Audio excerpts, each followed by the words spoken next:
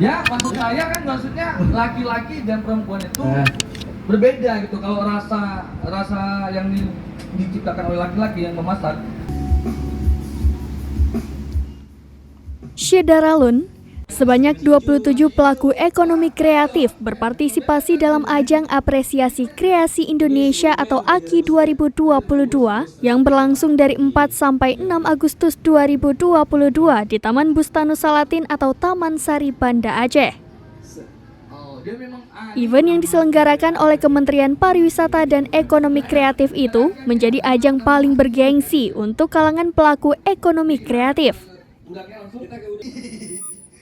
Menteri Pariwisata dan Ekonomi Kreatif, Sandiaga Uno, pada Kamis 4 Agustus 2022 ikut menghadiri penyelenggaraan AKI 2022 ini. Ia bahkan berkeliling menyapa semua pelaku usaha kreatif di stan masing-masing. Bahkan, ia ikut memborong produk-produk yang dipamerkan itu.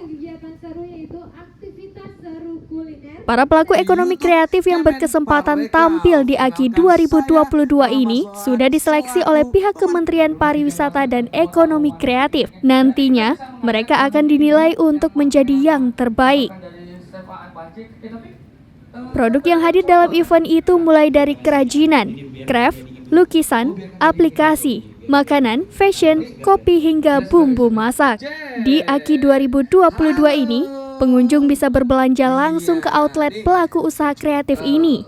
Di antaranya ada Bitata, Harvest, Senong.id, Rambe.co, Madu Uno, Bruwaila Aceh Craft, Second Art, Juang Jack, dan Amanah. Dari Banda Aceh, Muhammad Nasir, Serambi On TV.